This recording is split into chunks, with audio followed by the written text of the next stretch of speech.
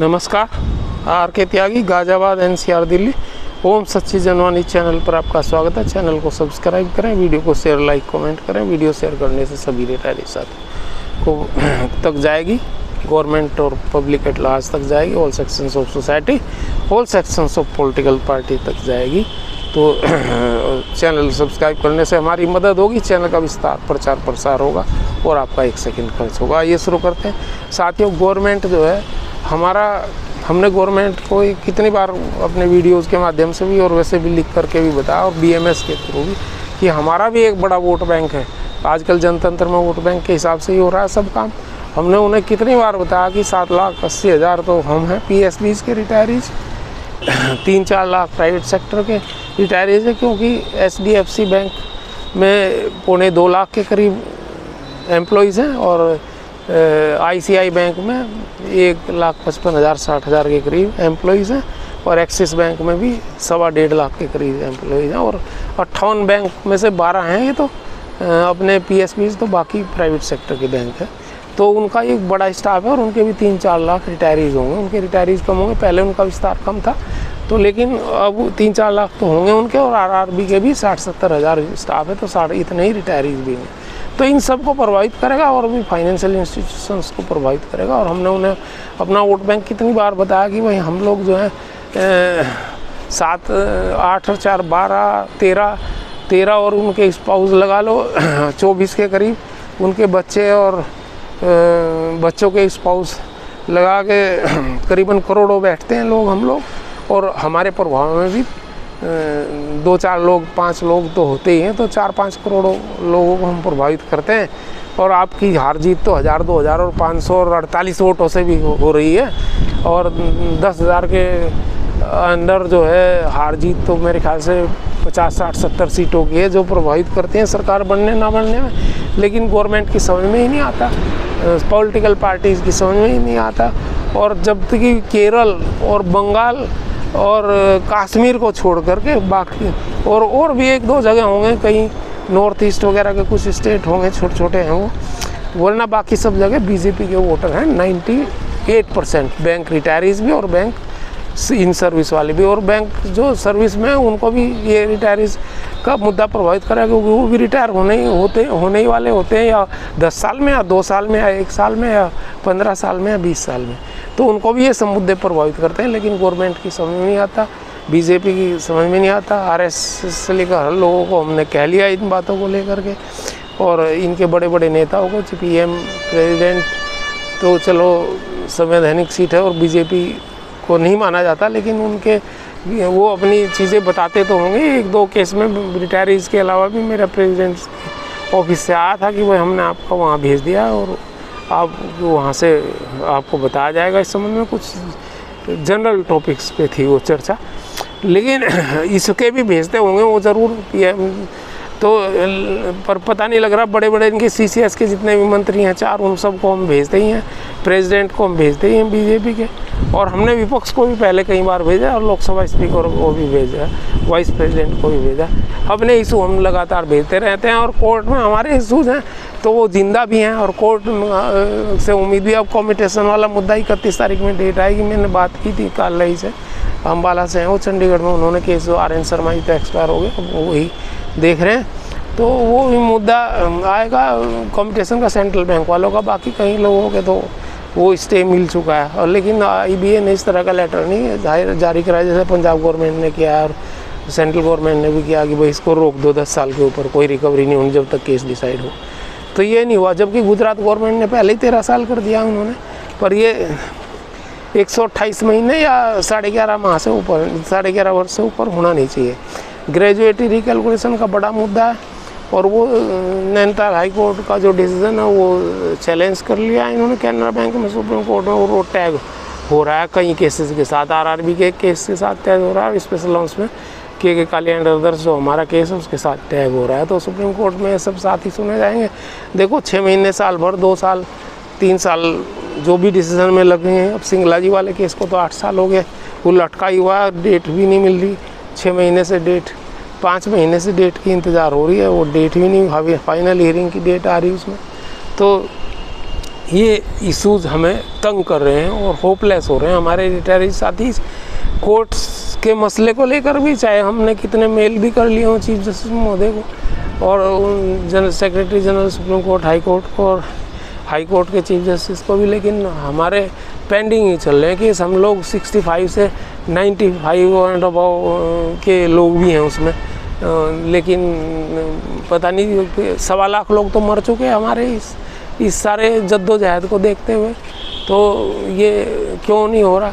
और तमाम तरह के केस हैं, जी प्लानी वगैरह के केस हैं, उसमें उसके ऊपर कंटेम्प्ट पिटीशन भी लगा हुआ हमारे पीएनबी के साथियों ने, वो भी डिफाइन करता है स्पेशल अलाउंस को।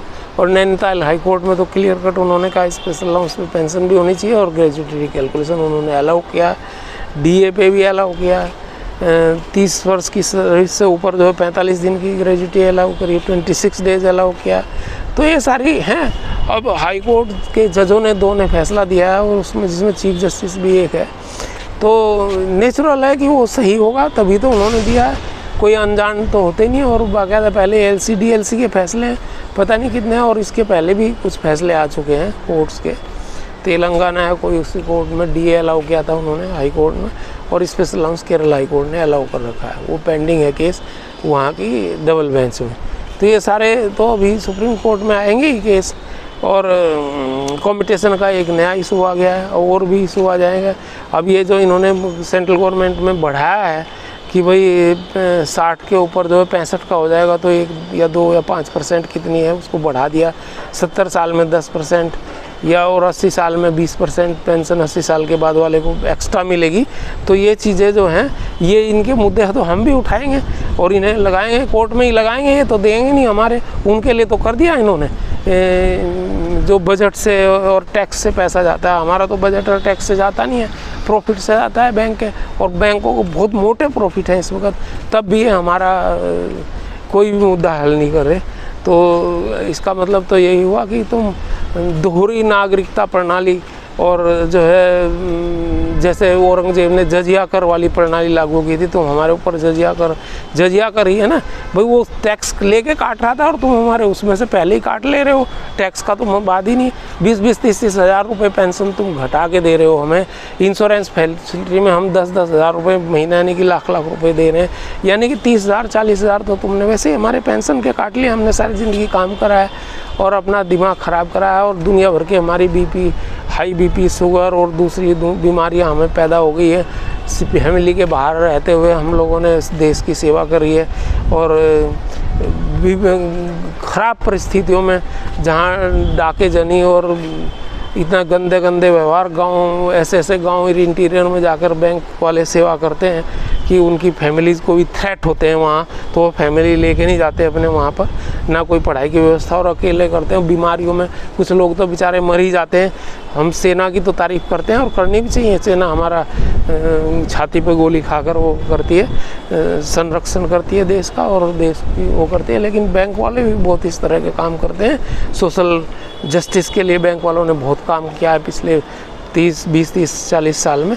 तो वो सारे, और ख़राब से ख़राब कंडीशन में हमें वो भी दिन याद है जब तो जनरेटर होने लगे, जब जनरेटर में लाइट भी नहीं होती थी, और जो है शर्ट निकाल करके बनियान में काम करना पड़ता था। गर्मी में बंद कमरों में होते थे, बाहर तो होते नहीं बैंक के काम, काउंटरों पे, और बड़े बड़े भारी ब्लेजर हम उठाते थे, हाथों में भी दर्द हो जाते थे। तो हमें वो भी दिन याद है। हम लोगों ने बैंक को कैसे खड़ा करा। अब तो बैंक वाले और दूसरे लोग समझते हैं कि भाई हम पता नहीं देश के कितने बड़े हुए हैं, और गवर्नमेंट भी कुछ कोई मदद करने को तैयार नहीं है। जिन लोगों ने, जिनके खून पसीने में, और उन्हें कम तनख्वाह दे करके और कम उनको जो है फैसिलिटी दे करके तुम लोगों ने यहाँ तक आए हो, उनके खून पसीने पे बैंकों का और देश का विकास, जो तीसरी अर्थव्यवस्था की तरफ भारत जा रहा है दुनिया में, तीसरे नंबर के और 5वें पर आ गया है, वो बैंक के सिपाही, कलम के सिपाही जो हैं, जिन्होंने रात दिन काम करा है, 12-12, 1-1 बजे तक हम लोगों ने बैंकों में काम किया है। उन लोगों की मेहनत के ऊपर जो है ये खड़ी हुई हैं इमारतें, चाहे बैंकों की इमारतें हों, चाहे देश की इमारतें हों, और चाहे डिफेंस सेक्टर हो। सब कुछ बैंक के बिना तो कुछ था ही नहीं। तो बैंकों का आज उनको नेगलेक्ट किया जा रहा है। हम अपील करते हैं भारत सरकार से, अपील करते हैं प्रधानमंत्री और राष्ट्रपति से, अपील करते हैं हम CGI से और चीफ जस्टिस हाई कोर्ट और सुप्रीम कोर्ट दोनों से। और अपील करते हैं हम तमाम पॉलिटिकल पार्टीज़ के प्रेसिडेंट और लीडर्स से, और अपील करते हैं हम अपने जो दूसरे साथी लोग हैं,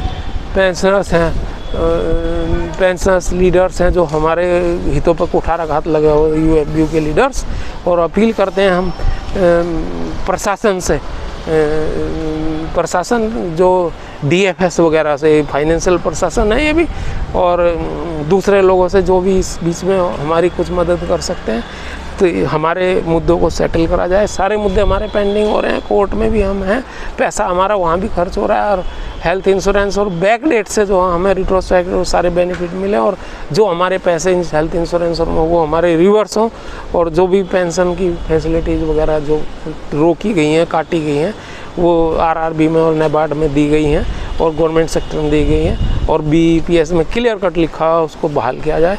धन्यवाद साथियों। भारत माता की जय। वंदे मातरम। 8588898205 आर के त्यागी।